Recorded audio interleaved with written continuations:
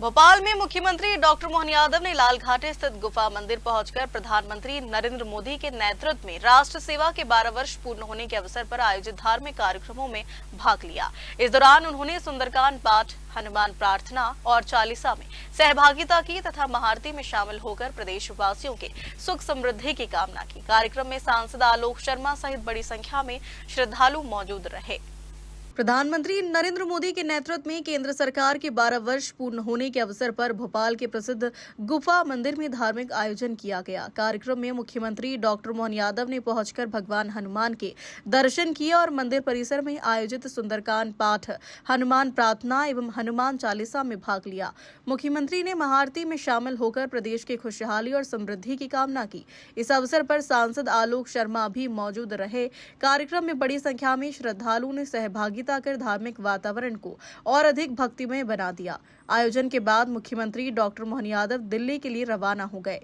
देखो बच्चे को मालूम है, ऐसे में भगवान राम की कृपा मध्य प्रदेश पे भी है। केवट राज भी उनके नेतृत्व में आगे बढ़ रहा है। हमारे लिए ऐसे हर एक क्षेत्र के वर्ग में, हमारे लिए राज्यसभा के सदस्यों के नॉमिनेशन में भी हमारी पार्टी जो कहती है वो करके दिखाती है।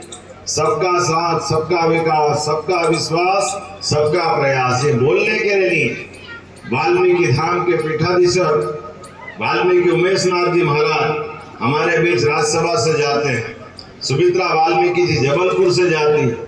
छोटे से छोटे कार्यकर्ता रजनीश जी जैसे, तरुण चुग जी जैसे, हमारी पार्टी जहाँ अपने प्रचंड बहुमत से वहां तो है ही, लेकिन जहाँ की बीजेपी ने देखो, कांग्रेस ने जान करते हार के डर से षड्यंत्र पूर्वक उनके प्रत्याशी के फार्म में गलती रखी, क्योंकि ये सीट पर कई सारे कांग्रेसियों की नज़र थी। जब उनको सीट नहीं मिली तो ये खेल बिगाड़ने का काम कांग्रेसियों ने किया। कितनी छोटी बात है, कोई पंच सरपंच का भी फार्म भरता है तो क्या उसके आपराधिक रिकॉर्ड की जानकारी नहीं देना चाहिए? जो 10-10 बार चुनाव लड़ चुके ऐसे बड़े नेताओं के साथ, और वो भी राज्यसभा जैसे उच्च सदन के चुनाव में आप नाम निर्देशन फॉर्म भरते हो, तो ये आप जानबूझ करके षड्यंत्र कर रहे हैं। एक तरफ आपको अपने विधायकों पे भी भरोसा नहीं, इसलिए प्लेन लेकर उनको लड़ाने का, डराने का, कितने प्रकार से ये जो नाटक करने का प्रयास किया। सारी पोल खुल गई है। अब कांग्रेस को आत्मविश्लेषण करने की जरूरत है। भारतीय जनता पार्टी के लिए सौभाग्य की बात है, हमने बीते लोकसभा चुनाव में कमलनाथ जी की सीट जीत करके एक नया रिकॉर्ड बनाया था कि हमारे पास आज की दिशा में 29 की 29 लोकसभा सीटें, हमारे आलोक शर्मा जी सहित सारी सीटें हम जीत करके प्रचंड बहुमत से आए थे।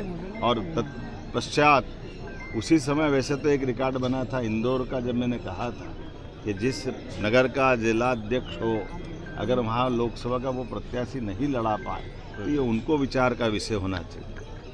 हम अगर ये बोलेंगे तो किसी को बुरा लगेगा, लेकिन ये जो बात है वो यथार्थ है कि ज़रा अंदर झांक के देखें। जो हम नेतृत्व की कांग्रेस से भी एक अपेक्षा करते हैं कि कांग्रेस के अंदर वर्तमान के जो हालात है कि जो अपने प्रत्याशी का फार्म नहीं भरा पाए, जो अपने विधायकों को एकजुट नहीं कर पाए, जो अपने नेतृत्व की छाप और धाक उनकी पार्टी में अगर इसको एक्सेप्ट नहीं करते तो बीजेपी क्या करेगी? बीजेपी तो हमारे उसी भाव से चल रही है जब हम अपने महेश केवट जैसे सामान्य कार्यकर्ता को भी, एक मल्लाह माझी समाज के कार्यकर्ता को लाकर मौका देते हैं। और हमने अपने राज्य के अंदर भी, राज्य के बाहर भी तरुण चुग जी को मौका दिया, हमारे रजनीश जी को मौका दिया। ये हमारी परंपरा है और एकजुटता के साथ पूरी भारतीय जनता पार्टी ताकत से लगी रही है। और जब ये राज्यसभा के निर्वाचन जैसे एक सामान्य चुनाव में भी पार्टी कांग्रेस की इतनी लापरवाही करेगी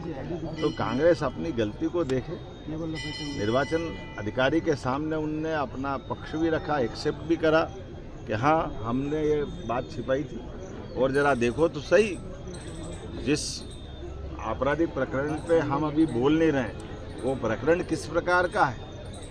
प्रत्याशी ला रहे हैं तो प्रत्याशी को लाने के पीछे वो देख तो ले कि जिस धारा में उन पर प्रकरण चलाने के लिए परिवाद लगाया गया तेलंगाना सरकार में न्यायालय के सामने, उसके बारे में क्या आप बोलें?